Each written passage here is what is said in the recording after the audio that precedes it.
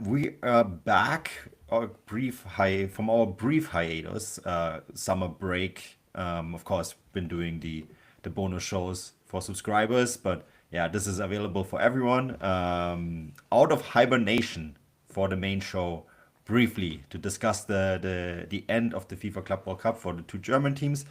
But before we dive into that, Stefan, how's it going? It's a beautiful sunny Sunday here on the West Coast. Just gorgeous sunshine, blue sky, Pacific sparkling blue. Great day. I'm looking forward to a good 6 weeks of not necessarily covering a lot of live football. How about you? Yeah, I'm doing well. I've enjoyed had a good weekend. We took my newborn son on our first kind of trail walk this weekend. Nothing Mm-hmm. crazy, just like a 10K walk up and down this small hill, just nice kind of viewpoint and in the hills around us.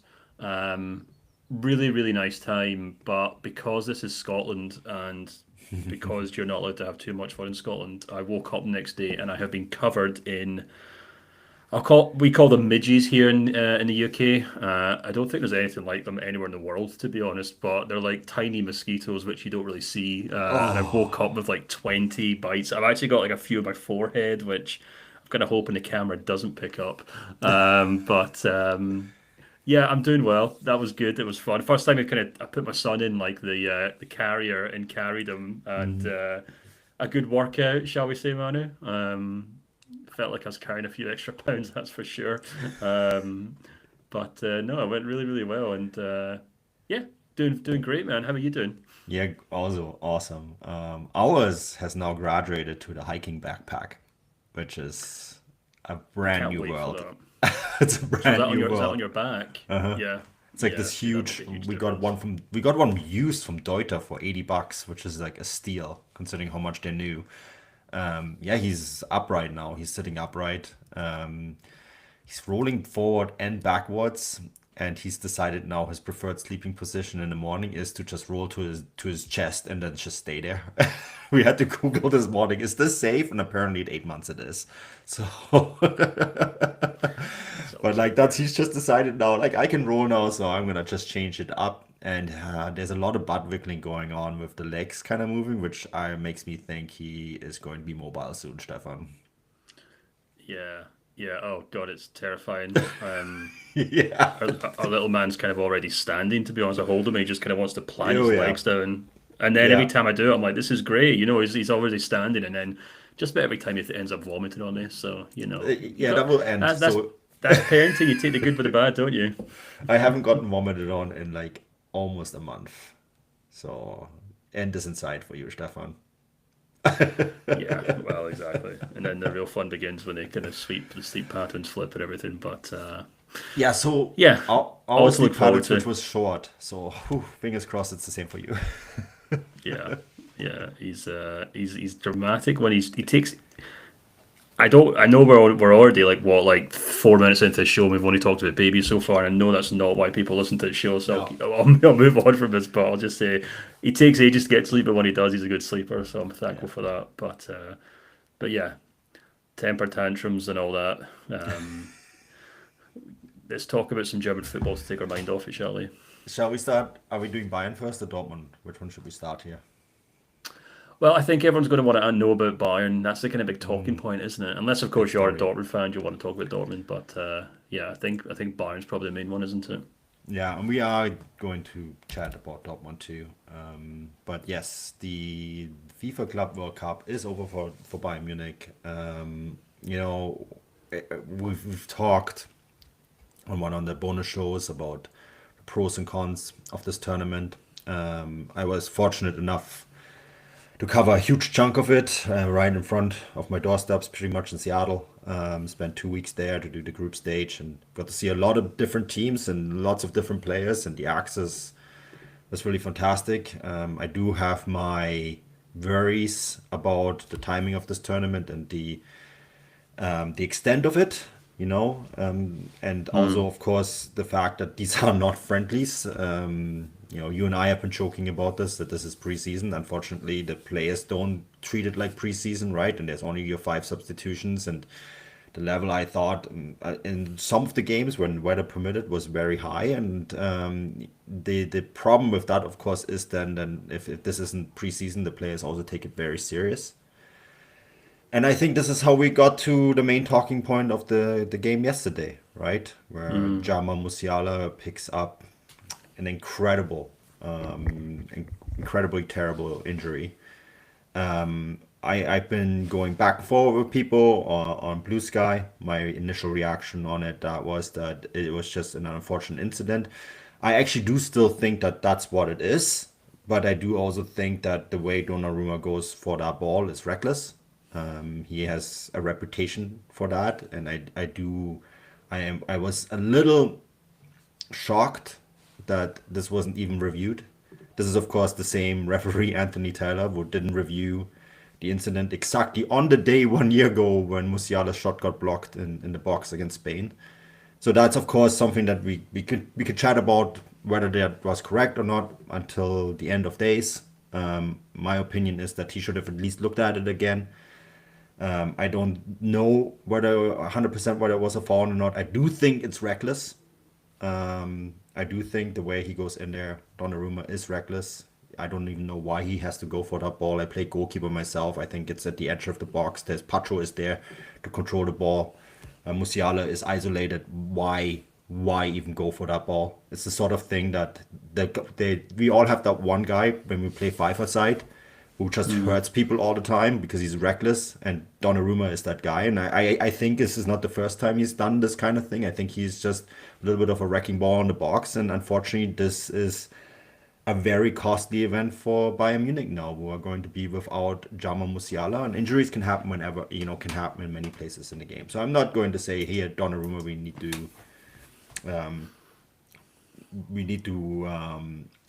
judge Donnarumma over this. I just think should have been something that they should have looked at it again. But at the end of the day, Stefan, Bayern Munich earn about 50 million euros from this tournament, but they lose a player who's worth 140 million euros and is probably irreplaceable. And that makes this tournament a wash, in my opinion, for them. Yeah, absolutely.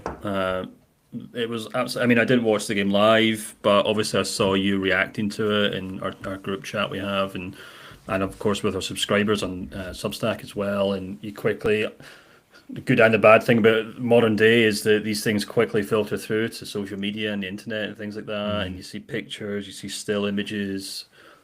I've actually tried not to watch the videos, but they do pop up. I even watched a clip of poor Alfonso Davies on Twitch, I think, reacting to it in real time, and one of his closest friends, and it's heartbreaking seeing him watching Yeah. it. And the thing is, he has the exact same reaction as all the players around him, all the Bayern players around him on the pitch after it's kind of come to light what's happened. It was a yeah. The thing is, like I've kind of I agree with you. I've totally gone back and forth on the kind of circumstances and what led to it and things like that. And you're right about Taylor not calling it. I'm really surprised, I must admit. I mean, I haven't actually checked to see what the linesman reaction is to it, but I think in those situations, the referee's looking to the linesman to make a judgment call there and then to say to him. I don't know if he did or didn't. Like I said, I don't know if the linesman's reacting to it. All the clips I've seen is kind of over the linesman's shoulder almost, so he's not really in the clip. So in terms of a foul, it's really weird why it wasn't called, and you kind of have to look into the protocol, I guess, what I'm looking for why that wasn't called. And Yeah. then I've kind of flipped on the kind of ferocity of Donnarumma's kind of challenge as well, because at first it looks well, either way you look at it, it looks horrible. And then the more I looked at it, it's almost like Pacho and Musiala are kind of tussling for the ball, and Musiala's trying to come around the back of him to stop him ushering the ball out. Yeah. And then Donnarumma obviously kind of comes in as well. So Musiala gets wedged between the two PSG players, and it's it's one of those things where it's like technically speaking, Donnarumma hasn't done anything wrong, but it's also one of those things, and it's what I said to you in real time when it happened. I was like, this is just a perfect example of why I think goalkeepers get way too much leeway in the modern game, because it's to me it's equivalent to when you see goalkeepers, they're going for a high ball, they lift their knees up and they go through the back of some guy, and Yeah, they but knee him in the back of the head, he gets concussed, and then nothing Yeah. happens. They just play on, or the guy obviously has to get taken off the pitch, but nothing happens to the goalkeeper. And it's the exact same to me thing as that, in the sense that it's way too over physical. It's bang out of order, but these things just don't get called by referees. They never call goalkeepers on these things for some silly reason, and Yeah. and it's unfortunately led to this horrible incident. Well, also the laws on this have been changed, right? The goalkeepers used to have a way more protection, but referees have actually been told to be Mm. harsher on them. There used to be laws surrounding the 6 yard box. That was the goalkeeper zone. I played goalkeeper in an era where you could basically do whatever you want as a goalkeeper in the 6 yard box. The protection for goalkeepers was always very high. I've been arguing with a guy who's like, "Oh, I've been playing 200 plus games as a goalkeeper over 20 years." And it's like, yeah, but the laws have changed, right? And like the reason why I think it's a foul is if you take the same situation with two defenders sandwiching Musiala anywhere else on the pitch, the referee would have to call it, right? We see that actual play actually so many times when an attacking player gets between two defenders and just gets brought down, right? And that's always called a foul. And when you look at this particular incident, this is the exact same thing. Musiala at the end of the day gets sandwiched between two players. Donnarumma gets to the ball, but he plays Musiala first, right? Mm. And that is for me where I'm drawing the line. I'm not saying this is a vicious red card or any of that. I just say it's a foul. It's quite simple, a foul. Mm. And this is where I think too, and this is the other thing that from a technical perspective, as a goalkeeper, you don't need to come for this ball.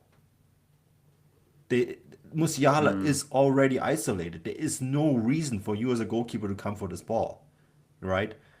So like everything aside, this is not a play the goalkeeper needs to make, right? And so yeah, and the one thing I was wondering, Anthony Taylor kind of stood next to it, and he called half time early, right, because of the severity of the injury. Maybe he too was just overwhelmed of what happened. That is the one Mm. thing that I kind of look at and say, like, maybe the shock of the moment, because the injury looks awful. Musiala's ankle is dislocated, so it doesn't look right in that moment, right? There's a broken bone. I think the reports that we're getting at the moment now, where the injury time is 4 to 5 months, I think that's probably the most positive out of the whole Mm. thing. I saw it initially, and I saw it live, and I almost threw up in my mouth, Stefan, and I thought, wow, this reminded me. Remember when Eduardo got really badly tackled when he played for Arsenal? Mm. And never was the same player. Initially, I thought it was that bad, and you hearing the reports now, it's still a bad injury, but it's not even a season-ending injury, quote unquote, right? I think that is Yeah. probably if you want to see something positive out of this is maybe the one thing that I would take away from it. Yeah, yeah, it's you're absolutely right, and hopefully it's kind of injury that won't be career threatening. It's something that you'll be able to come back from, as opposed to full on like ankle break. Mm, But yeah, we're not going to see Musiala until 2026, and I must admit, I did kind of chuckle at you, obviously, quoting Manuel Neuer at full time. He's obviously sticking up for his teammate. He's saying you don't have to go like that. That's risk taking. He was prepared to accept the risk of injuring his opponent. And mm, this goes back to what I was saying, like goalkeepers, like I've seen Manuel Neuer flatten guys like that over, maybe not to the same true, extent, maybe not to the same sure. extent, but it's still like, and that's the kind of fine line between it. I think genuinely, like I did ask in the chat there, and one of our listeners, nearsighted remembrance, says he doesn't think it was a foul. So Yeah. I think it was a foul, but I guess in this circumstance, like the ends don't have to justify the means, or the means don't have to justify the ends, or something like that. In the sense that it can be a contentious foul if you want, but it doesn't take away from the fact that a young player was severely injured from it, and that's the horrible thing about it. Um, Yeah. I but think, I mean, I've seen this on social media. Quite a lot of people did this. They sent photos in of Manuel Neuer and the incident against Gonzalo Higuain at the 2014 World Cup final. hmm, The laws of the game have been adjusted since. Don't send me something from 11 years ago. You know what I mean? Yeah, but like, yeah, And I just noticed someone sent you that. Yeah, but like that's what I'm talking about though. That's what I was saying. Like, you know, that's the thing that drives me but mad about Neuer modern plays the football. ball first in that moment. Yeah, As but brutal I as mean, that was, he gets to the but ball that, before he gets to Higuain. That is a but that's huge just, and difference. that's the situation I'm talking about. He probably gave Higuain a concussion there. Yeah, Higuain may not have known about it, but he probably did. And that's what I'm talking about in the modern game where goalkeepers are overprotected, in my opinion. yeah, I know it's changed since then, but I still think they are overprotected. But yeah. anyway, instead of going back and forth, should we then go on to what this now means? We've had a few comments actually. So Mhm. Balman asks, a low key question from me with Jamal's injury: could we see Xavi Simons go to Bayern? As we know in the Bundesliga, as we know Bayern by the Bundesliga, as Stefan says before, they always sign players from other teams. Mm. And then David says, does Bayern have any transfer plan, or are they just running around mindlessly without any clue? Everyone else has signed so many players, and Bayern have done nothing. So we've got onto the Bayern Munich support club section of the podcast already, man. You were 16 minutes in. Oh, here And we we both go. talked about this on social media, didn't we? At time, whether it will or will not is hard to tell because we just can't really predict what's going on at Bayern Munich this summer. But it should have some serious ramifications on Bayern's transfer strategy this summer. Yeah, I mean, low key at VfB Stuttgart, they're probably very much aware of how much Bayern Munich now need Nick Woltemade. There was so much talk Probably going to see about. if they can throw Enzo Milo in with it. Yeah, I think that's probably going to explode Bayern Munich's transfer budget, to be quite frank with you.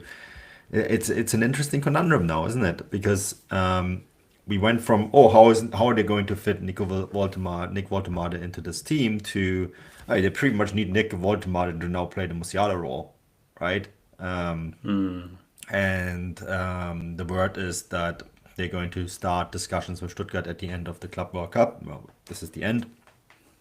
So I assume these talks are going to start very soon. I mean, we've talked about this on the bonus show. A lot of things have happened since. VfB Stuttgart obviously not pleased with how this unfolded. The fact that Bayern Munich went behind their backs, talked to one of their players, agreed personal terms without talking to Stuttgart first. And then Stuttgart's initial reaction was, we're going to make this very expensive for Bayern Munich. And I think this is their right. And then, I had these arguments on social media, mostly on threads, with people saying, look, whoa, he's only worth 30 million euros. Yeah, that's the value that we put on the player at Transfermarkt. That was before Bayern Munich showed interest. That was before the U21 European Championships. That was before this Musiala injury. And also, you have to keep in mind, Nick Woltemade is under contract until 2028. My bottom line is Nick Woltemade is worth whatever VfB Stuttgart want for him, right? At the end of the day, Yeah. they do not have to release the player. They don't. They just don't. If they don't want to play ball, then Bayern Munich can do whatever they want. Like, Uli Hoeneß was said, like, well, if it doesn't happen this year, we can do it next year. Like, Nick Woltemade is still under contract for 2 more years next year, right? So I think this is where this is really interesting for Stuttgart. I've talked to some people at Stuttgart, and they said at the end of the day, if they give us the right amount of money, then we're probably going to do it. This is what I've been told by people that work for the club. And that right amount of money is probably somewhere in the region of 60 to 80 million euros. And it's probably one where you can 60 million up front and then add a bunch of bonuses to have Stuttgart get there. But that is just the reality. That is how much a player like that costs. And the for Bayern Munich are now in a situation where they really need him, right? They need him to fill that hole that is now left because of the Musiala injury, and they probably need a little bit more than that. I've seen the suggestion of Javi Simons, not cheap. And the thing is too, Nick Woltemade, when he comes in, he can play other roles in the Bayern Munich squad. When Jamal Musiala comes back in November, December, January, what do you do with Javi Simons then, Stefan? I guess is the question. Yeah, I think to answer the question directly, I think Xavi Simons would be a very good short term option, but I'm not sure it'd be a great long term option. Yeah.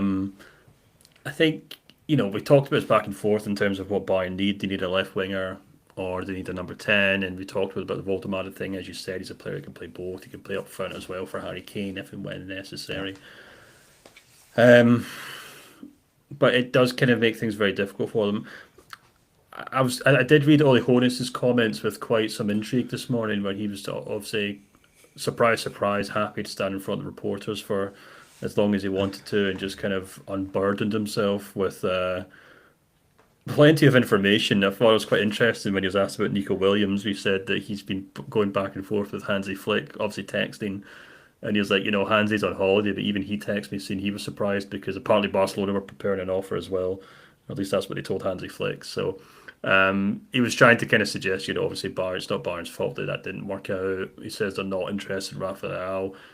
He said they were very interested in Voldemade, and he said, might be something we have to wait till next year on. But then he also said, they're not prepared to pay a huge fee for what he described as a backup player.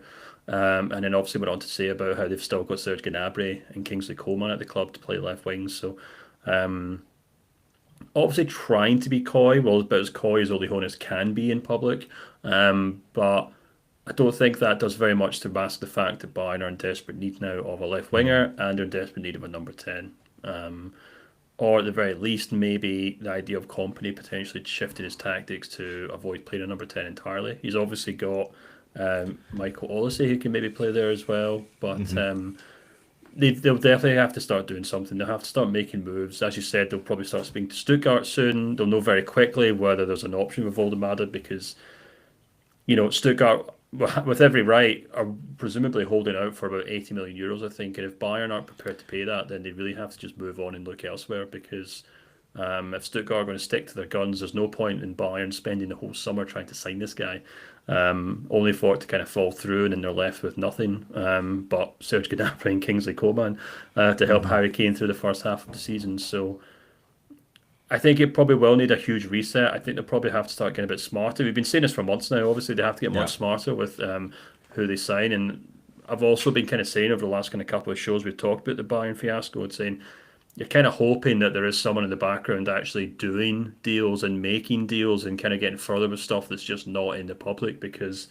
there's a huge amount of discussion over players. Like I said on the show, I think it was last week, I said Sky Germany alone have linked them with 6 wingers, I think, over the course of the month of June, which is just insane.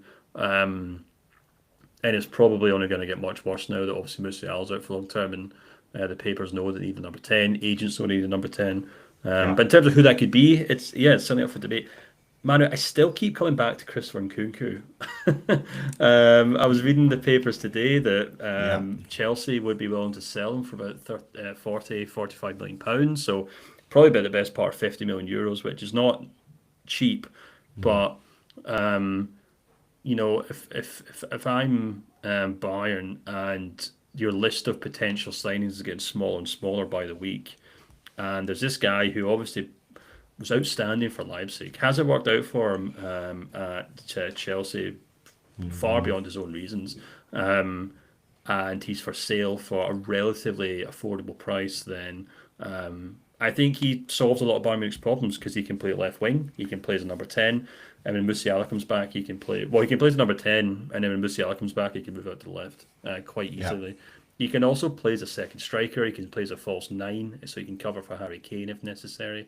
The only thing I could see putting him off that is he has had a fair amount of injuries at Chelsea, and if one of those is deemed what's the word I'm looking for, compromising in the sense that maybe he's lost a yard of pace, maybe he's not quite the player he was, then okay, maybe you consider that. But if that's not the case, then someone like Nkunku makes a lot of sense to me as a kind of stopgap. And he's obviously not a long-term option, but I think he's a player who'd be able to come in and offer a lot to that Bayern team very quickly.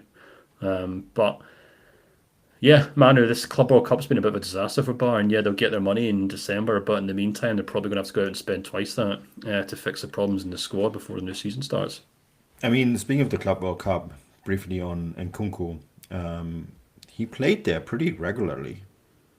Played against Palmeiras 54 minutes, against Benfica 39. In the group stage, 90 minutes against Esperance. Sat out on the bench in Chelsea's defeat to Flamengo. Came on late against LAFC, but yeah, in the knockout stage has been playing pretty decent minutes. So just to put that out there, he is getting used and he seems to be fit now. Otherwise, he wouldn't be playing at this tournament, right? Yeah, I mean, you know my opinion on Christopher Nkunku. I wrote an article on him and back when he was at Leipzig. I think he's a very good player. He's gotten lost among the many Chelsea signings, and I think that if they can get him, good player, 27, maybe a little old. That's the one downside. But I was also thinking about this during this tournament and watching the games that Bayern Munich played. I actually think Bayern Munich played some really good football at this tournament, with the exception maybe of this game against Benfica, where I don't think they really cared that much, to be quite frank. It was a very heavily rotated side. But the other games, they were very good. Even in this PSG game, I mean, it wasn't, in the end of the day, it was margins that decided that. And maybe without the Musiala foul, we will have a different discussion today. And this PSG team, we did a full podcast on PSG, and what Bayern Munich can learn, or other Bundesliga teams, or football in general can learn. And I had the chance to go to one of Luis Enrique's press conferences when he was in Seattle, and when he spoke to the media and asked him questions. And I think he's one of the most intelligent head coaches out there. The way he plays football, the way he thinks football. There's lots not to like about PSG, the way it's put together, but this is a very good team with a very good head coach who has a very good philosophy of playing football, who is very smart.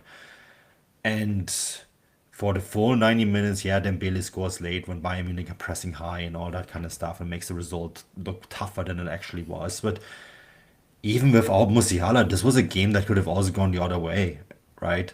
And it was a very good football match. And I have to also underline this. This was a very good game with all the drama in the world and 2 red cards and all that sort of stuff. But this is a very good PSG side. There is no shame losing to them. There's teams that have been absolutely crushed by them. And so I want to say this too. And the reason why I'm talking about this is because there was players like Olise, who I thought was fantastic. Harry Kane had actually a really good tournament. He scores 2 really great goals against Flamengo. With a little luck, one of the goals he scores against PSG is not offside, right? The player, and this is why I'm getting to this, Kingsley Coman, left winger. The way he presented himself at this tournament, I know he doesn't have the fancy numbers. I said this in the chat.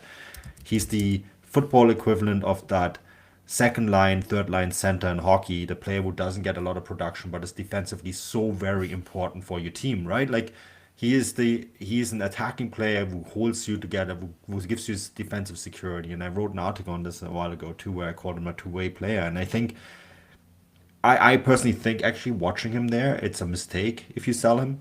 I think there's other players in that squad that you should probably move on. Serge Gnabry is one, right? But I personally think the way Kingsley Coman played in this tournament and the way he plays in important games, I personally think it's a mistake to move on from him. And so there is good pieces there. It doesn't need much to challenge a team like PSG, is what I'm saying. Yeah, well, I was just going to say, if this isn't obviously what Bayern Munich fans will want to hear at this stage in the summer, but if Bayern are forced really to not go out and spend money on a number 10, they do have other options, as you said. Coleman can fill that kind of that left wing spot. Serge Gnabry can support him, and Kompany can kind of shift his tactics. We did kind of see this from time to time last season, where he stuck Goretzka in there in that kind of number 8 role rather than a number 10. And obviously Goretzka's making those kind of late runs into the box. Easy to forget, but Goretzka started his career as a number 10. He does have those kind of he does have that attacking instinct if necessary. I'm not saying he's going to go out and score 20, 25 goals and assists next season if they played him number 10, but they could change the system slightly to a kind of 4-3-3 rather than the kind of 4-2-3-1. And they've also got Tom Bischoff coming in, who is a number 8 but does have a lot of attacking ability. You've got Tom Bischoff, you've got Kimmich, you've got Pavlovic, you've got Palhinha, who apparently they're not selling now, and you've got Goretzka. So you could easily have a midfield 2 of like Kimmich and Pavlovic, and then either Goretzka or, if you want, Tom Bischoff kind of pushing forward in a more attacking playmaking role. So Maybe it's better if they do kind of keep their powder dry in that number 10 position and focus more on those wing positions, because the thing is, Manu, we're talking about this need for a left winger, but God forbid anything happens to Michael Olsen next season. They don't have a right winger either. Yeah. Like, he's their only right winger in that team as On the well. wing, they have So Kovan and Olise, and that's it.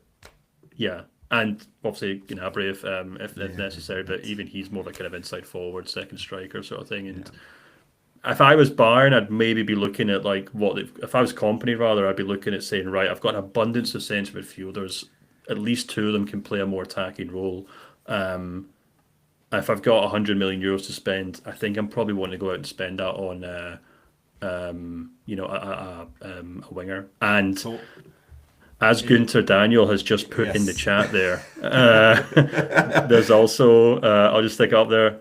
There's also Paul Vanner, who, Manu, I think you, if I'm not mistaken, you are currently the president of the Paul Vanner support fan club. I think the important thing with Paul Warner to notice is he's only 19, and I've seen people say in the chat, it's like, "Wow, they cooled on him. He's not as talented as we think." I'm like, God damn it, he's 19 years old.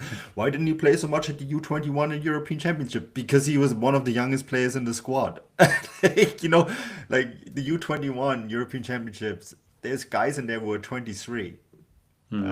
So, yeah, he didn't play as much because he's one of the least experienced players in that squad, right? And so, yeah, I mean, let's not write off Paul Warner quite yet. That's what I'm saying. And to be honest with you, I think they will probably give him a look now that Well, position is open, right? yeah, I was just going to say, Manu, if they're not willing to give him a look now, they never will. No, I mean, I exactly. think that the stars were aligned for him in the sense that Musiala's obviously on a very unfortunate circumstance where he's obviously picked up a long term injury.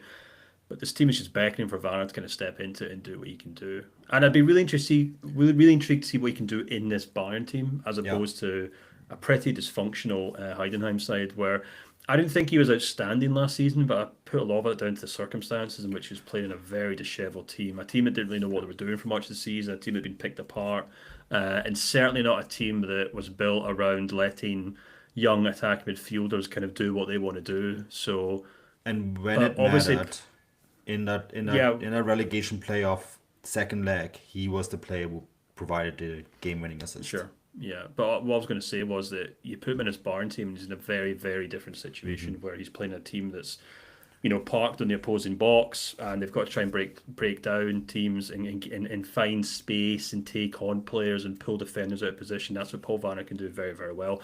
It's what he's been trained to do since he was in the Bayern youth team. So it only makes Yeah. sense that he spent his entire youth career preparing to play for Bayern in the Bundesliga. So yeah, if I was Company, I'd be saying, I've got Goretzka, I've got Bischoff, I can give Paul Vanner a shot finally.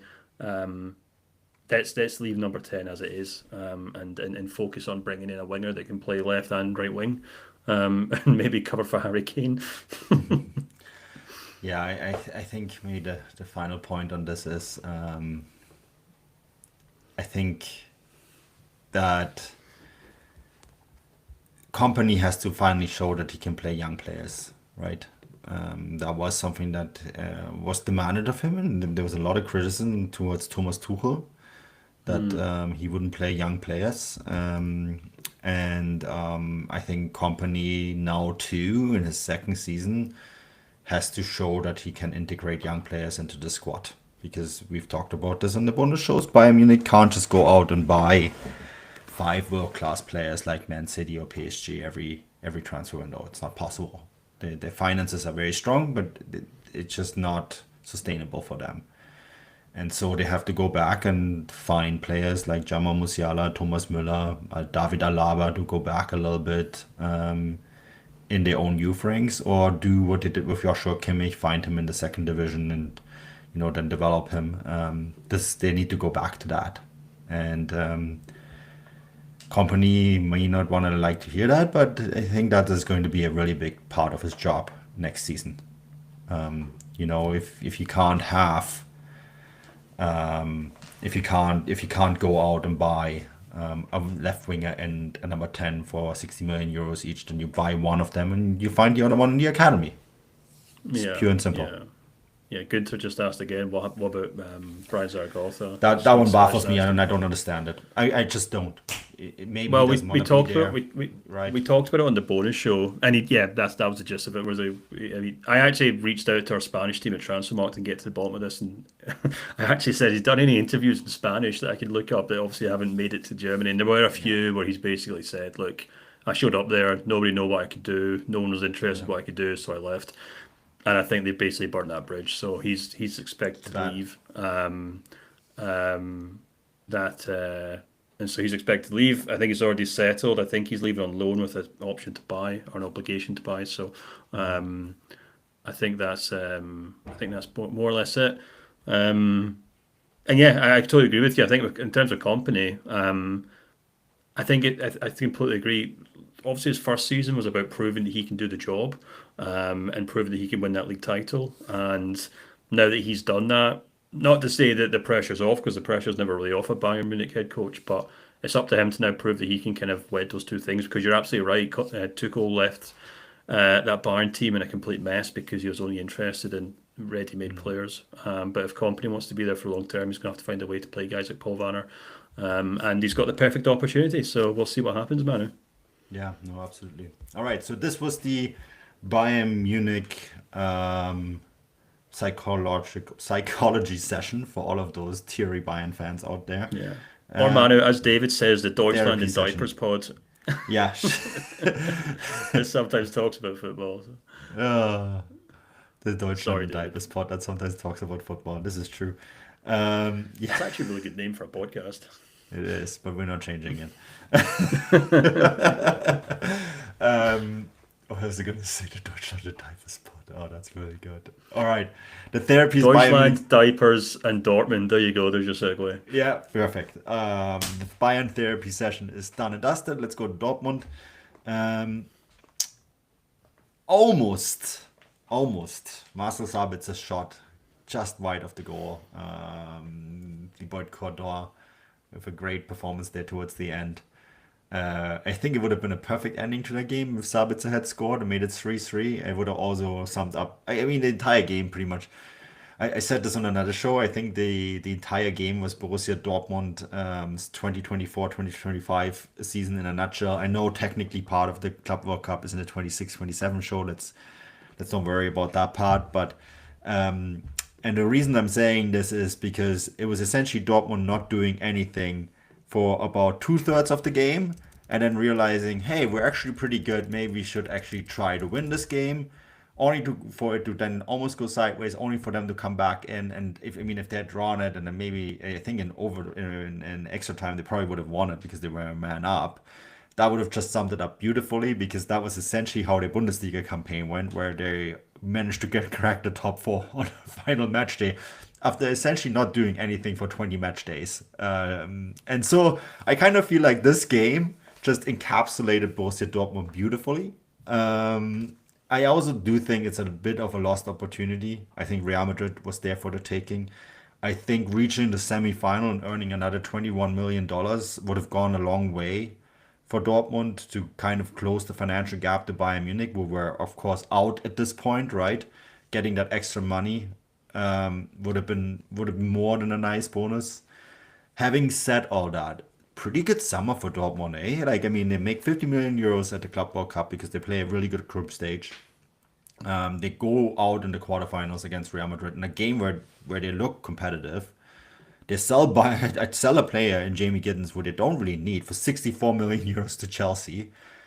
And now they can basically sit back for the next 6 weeks and put together a squad that could challenge a Bayern Munich team in distress for the Bundesliga title. I think this has been not bad at all for the black and yellow, Stefan. Yeah, well, apparently, according to Niko Kovac, they'd already got beyond the point that they thought they'd reach, and this was just a bonus game. So he's obviously delighted that they just got to make up the numbers in this match. I thought his comments were really interesting. After the game, he basically said, I heard from Dortmund that they are quite happy to be able to go home. Apparently, they did not like the setup of this tournament at all. No. Well, do you know what's interesting? I didn't watch this game, but I did watch the extended highlights, and I did see the reaction from a lot of Dortmund fans, especially on the Reddit forum, saying um, a little puzzled as to why it didn't seem like the players really seemed to care that much about the game. Almost Yeah. treated like a friendly at times and being quite passive. And Kovac said that himself. I think Kovac or Brandt said after the game, they're very passive in the first half and let Real Madrid play in front of them for much of the game. Um, and then, sure enough, and Kovac then comes out and says, "Well, we didn't expect to get to this stage, so it's just a bonus being there, to be honest." And then he said, if that if that's the pizza goal had gone in, he said, "Well, it wouldn't have been entirely fair if we turned it around, since Real Madrid probably deserved to win the game," which is probably the most kind of Dortmund thing ever. God forbid they actually show any sort of ambition to win a title. But anyway, um, I thought it was interesting, Manu. I mean, obviously, I think Kovac is obviously using this tournament to kind of keep Hmm. implement his system, implement his tactics. I think it was probably a good indication of where his team is and how he kind of wants his team to line up. Obviously, played a very apparent 3-4-3 with Rios and Svensson as wing backs. Um, and a pretty solid kind of system, I would say. Obviously, end up giving Real Madrid a pretty decent game. You've obviously watched a decent amount of them. They beat Monterrey obviously in the Yeah. previous round, and then Ulsan before that. So it's kind of been a weird kind of mix of decent teams in terms of Fluminense and then Real Madrid, and then three teams in between that who obviously aren't of the same Yeah. standard as Dortmund. So very very hard to kind of judge anything from this tournament, but it certainly gave a Monterrey hint. is a good team. Like Monterrey is probably the best team in CONCACAF, and they have Sergio Ramos, right? Okay, okay. And so and they're a really big club in Mexico. Like they fill the 65,000 seat stadium like every match day. So Hmm. they're a massive club with a lot of money, very rich. But yeah, you're right. I mean, I would say they'd probably be competitive in the Bundesliga, so a competitive Bundesliga team that they beat. But yeah, you're quite right. I mean, it was a pretty mixed bag for Dortmund. Yeah, and I mean, obviously I'm showing my ignorance in terms of that regard, but I think that's why I drew the comparison to the pre-season friendlies, where it's like sometimes you see these clubs playing very good teams, and then it's a good game, but then sometimes they play obviously minnows to a certain extent, and it's obviously not a hugely interesting match or something you can take a huge Yeah. amount from. But they're probably just delighted they got through without any major injuries. Obviously, that's not a kind That, of flippant remark about Musiala. It's a genuine thing, yeah. obviously. And not just in terms of like that, but also just like the heat and, as you said, to set up the competition as well. Like watching these games or the highlights of these games, and you see these massive fans behind the head coaches on the sideline. You're like, what is going on here? But a pretty Yeah. surreal setup, to be perfectly honest with you. So But in terms of Dortmund, like, I wrote my newsletter to them last week saying I think they're actually in pretty decent shape. Obviously, hmm they weren't going to go out and win this competition, but, the way they set up against Real Madrid, pretty decent setup. I mean, probably putting in a Schlotterbeck there for a Benz Baini or maybe for Sula, perhaps. And, but aside from that, obviously, Sabitzer probably doesn't get a starting role in that team. It's probably going to be Bellingham or Carney Chukwuemeka, who's increasingly looks likely to potentially actually be staying at Dortmund next season, Manu, if the yeah. papers to be believed. And I think importantly as well, they had a decent selection of players that they can bring off the pitch, off the bench. Sorry, Max Bayer obviously comes on and does well. Duranville comes hmm on. Mencha comes on. Chukwuemeka comes on. Those are all Kuto as well, who's a young player who we're still waiting to see if he can really kind of make something of himself at Dortmund without getting sent off for that yellow card. By the way, that's something I wanted to bring up, and just on the topic of kind of inconsistencies with because we're talking about this with the Donnarumma and Neuer thing. Mm, And I'm going to sound like a total old man here, and I'm not technically saying they shouldn't be allowed, but if you can remember that Kuto yellow card, where basically it's a second ball, and I think it was I can't remember the left back for Real Madrid, but he basically goes to the head of the ball, and Kuto yeah. jumps to try and control his feet. His foot ends up basically being about the same level as the defender's head. It gets called for yellow cards. I think they went to VAR to see if it's a red card, which is a Mm, bit silly. Later that game, Mbappe scores an overhead kick. Wonderful goal. Exactly what football should be all about. However, if I'm sitting watching that game with someone who's never watched football before, and they ask, why was Kuto booked for his foot being near that player's head? and Mbappe wasn't. For his foot being near, I think it was Sula's head, because obviously to score an overhead kick, you have to put your foot where someone's head usually is. So I was just thinking about that when I watched the game. I was like, it's bizarre that we just allow Well, overhead kicks. I'm not suggesting we shouldn't because they're wonderful and they're a piece of art, but it's not bizarre. no, but so you're right. If that was if overhead kicks can be called back for dangerous play, Yeah, right? I just mean, if I that's too just close thought, to the head, the Kuto thing did go to VAR and was adjudged not a red card, but they did look at it. I yeah, I mean, it is one of those things. But if that Mbappe is overhead kick is right next to someone's head, then they call that back. I've seen it called back. I think Anthony Modeste a few years ago when he played for Köln had a goal like that called back. It was a beautiful goal, but it was like, the foot was right next to someone's head. Um, yeah, I mean, the cynic in me would also say one was done by Real Madrid and the other one by Dortmund, so it's that. But, anyway, yeah, to bring it back to the actual topic of Dortmund, I think the only thing I'd be wary of from this competition is, as Kovac has alluded to, in terms of like that kind of passiveness. And I thought Dortmund were quite passive, especially in the first half. And boy, did Real Madrid already look like a team who are coached by Xavi Alonso. One of their goals, at least one of their goals, was one wing back to the other, which is classic Leverkusen from last season. But Dortmund just looked caught on their toes or caught on their heels so many times in that first half.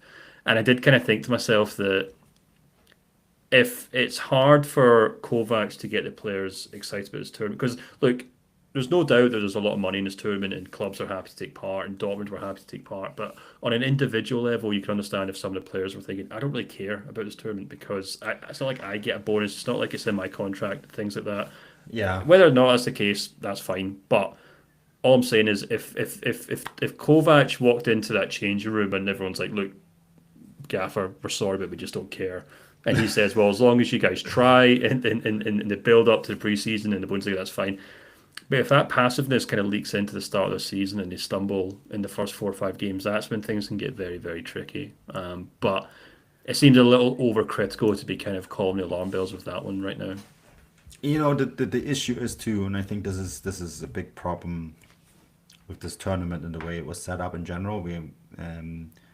I went to games in Seattle, right, and some of them were really well attended, some of them not.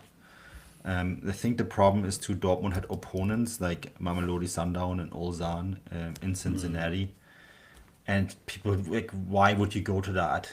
Like even a Dortmund fan would be hard pressed, and it's 40 degrees Celsius out, and there was one picture where the Dortmund bench was in the dressing room because it was too hot in the stadium, right? And so as a player, you look at this and I'm like, why am I playing Ulsan HD in front of 5,000 people, of whom 4,000 are JD Vance it's in Cincinnati? You know what I mean? Like, that's a tough sell. It's a really tough sell for a player. It's a different story. Like I saw PSG, I saw Inter Milan against River Plate if in front of 50,000 at Lumen Field in Seattle, and it was a fantastic atmosphere. It was a great game, and some of these teams can draw, or some of these matchups can draw a lot of fans, right? Bayern Munich, I think, are one of the highest drawing teams in the United States, and it's because there is a huge amount of Bayern Munich fans there. We know this from the show. So that I think that was a really big problem that I had with this tournament. The execution and the choosing of the venues really made this a lot worse than it could have been. I think there was lots to take away. I'm like, yeah, this is a good idea. You mentioned the pictures of Niko Kovac standing in front of these cooling fans. That's because these stadiums are built for NFL games in the fall and the winter. They're not designed to be played in the summer. That's why they don't have roofs. That's why there is no basics like lightning rods. European stadiums have lightning rods. We don't have to delay games because of lightning in Europe. In the US, there's a lightning strike. You have to shut down the game. Those things, like, and that is just, if you are a player and you're a Borussia Dortmund player and you see all of that, if you play for Bayern Munich and you play always, they played against Boca Juniors, sold out. Flamengo, sold out, right? Like, Bayern Munich can probably sell out any stadium in the world because they're in that category of club. For Borussia Dortmund, it's a bit tougher. And if you're a Borussia Dortmund player, I think, and they're not the only club that suffered from this. There's some other ones that come to mind that were at this tournament. I can see why they're like, we got our 50 million euros. Let's call it a day. Let's go home. Yeah, absolutely. I do genuinely think that, and I think, I mean, I'm firmly of the belief that like footballers, you can take a very cynical view and say, footballers care about money, and that's undoubtedly true. You can look at the Saudi Pro League and China before that and things like that. And I do think fundamentally the most ambitious head players do want to take part in competitions that people care about and have, and that's the whole point of prestige. Prestige is the currency of success. It's the currency of football. It's the same of any sport, really, to be perfectly honest with you. And that's the one thing that I think this Club World Cup has lacked. Maybe in 5 years' time, it will have prestige. Maybe it's something that players will want to take part in. It's very hard to have prestige on day one, obviously. And I can understand if, Dortmund's accountant's happy, Vasquez happy. Yeah. But I can understand if Kovac and the players just didn't care. And, maybe in years to come that will change. But it certainly came across the tournament to me where Dortmund were just kind of making up the numbers. And we'll have to wait and see. I mean, obviously, again, and I say this, but I don't read anything into the preseason friendlies at all. But I think looking at Dortmund squad, it's pretty well balanced. They probably still have a bit of business to do. They've obviously sold Jamie Gittins, who we haven't even mentioned, because as we've talked about, is a player who probably won't miss a huge amount, but they probably still have to find some way of they probably do need to find another kind of wide forward who can play both roles just for the sake of depth. Yeah. Keeping Carney would be huge. Yeah.